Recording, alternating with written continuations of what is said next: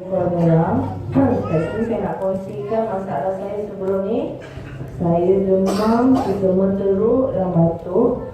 Saya titik ranui dekat atas tapak tangan, lepas saya sedut masuk dalam hidung. Esok pagi memang kering. Lepas tu saya minum Nano Sulfur dari Syawal, saya letak 5 titik.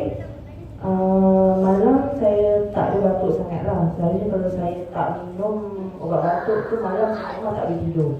Tapi kalau yang untuk terutama tu memang elok lah. Siapa-siapa minum titik bawah lidah pun boleh, ataupun boleh sedut terus ke masuk dalam hidung.